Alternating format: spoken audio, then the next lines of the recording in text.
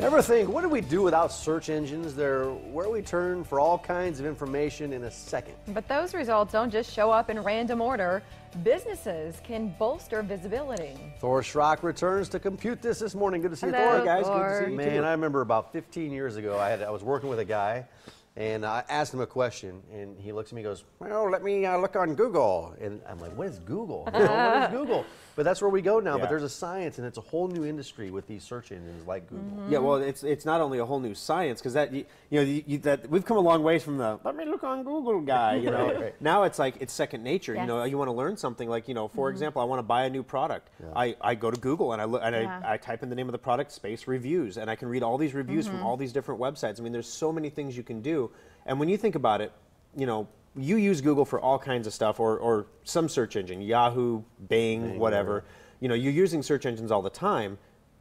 And now, switch feet now. So you're a business owner, and you're saying, all these people are using search engines all the time. Maybe if they're looking for what I do, they should find me. Because I can really help them. I can make them a good product. I can give them a good service. And if only people would find me, then I remember when I started Schrock, you're going to love this. What we used to do, like when we had no money for marketing, this is like 15 years ago when we were just scraping along, bootstrapping our way along. When it would snow, I would call the TV stations and say only essential Schrock Innovations computer company employees had to report to work. They'd put it on the ticker. You're branding yourself, right? You're branding.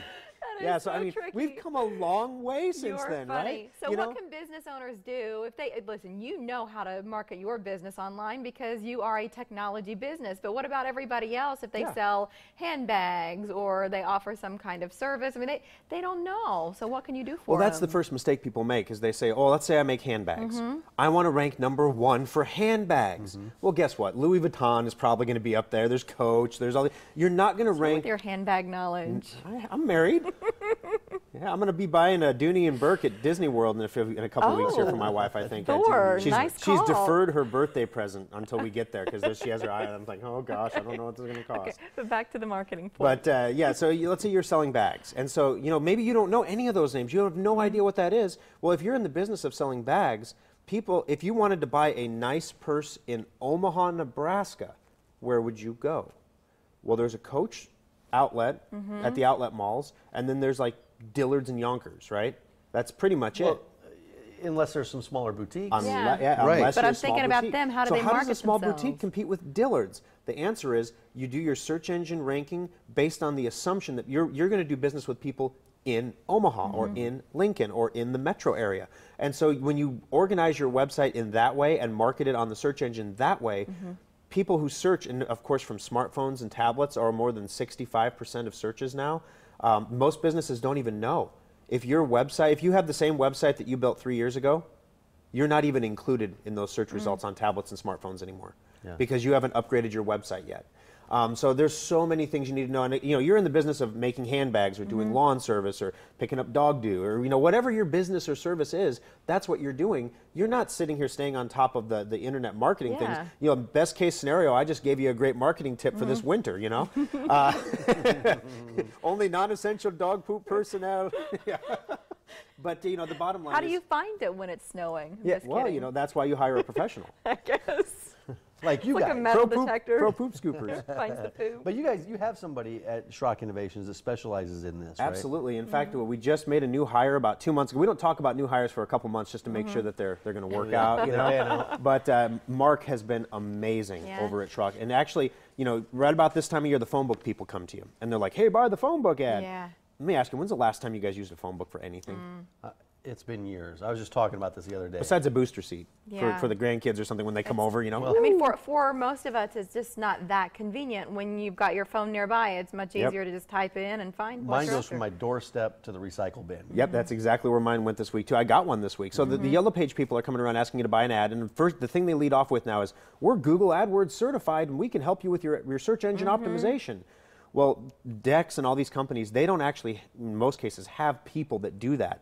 They outsource it to people like Mark Porter, who now works for Schrock. He actually did the outsourcing for Dex.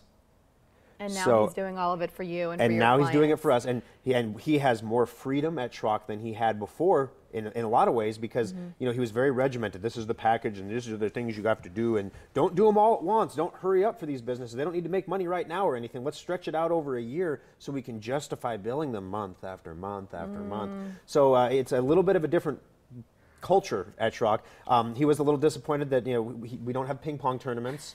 And you know, it's not like you know, he came from the coast. I know. I want to talk about the Allen Band, because we only have a minute or so left, and I know this project is huge for you. It is. And we've received a number of calls from viewers who are interested. Really, that's awesome. No, it's Thor. I tell you, it's amazing. But we knew this was going to happen because the need. A lot of us have been there, where somebody in our family, we wish they would have had this. So remind us about the concept. Okay, the Allen Band is a device. It was developed basically inspired by my dad. He fell in May. 24 hours on the floor, half his muscle mass broke down, 33% chance of surviving.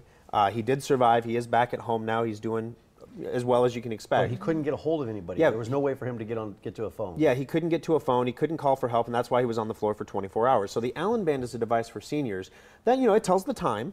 You know, it's not a big gaudy smartwatch or anything. It tells the time. The factories keep making us, they say, can't we just do a smartwatch? No. So it tells the time, but it also monitors your heart rate. Yeah. It monitors inactivity. We're so focused on counting steps and calories burnt and stuff, but for seniors, it's more like if you haven't moved in the last 4 hours, there might be something wrong.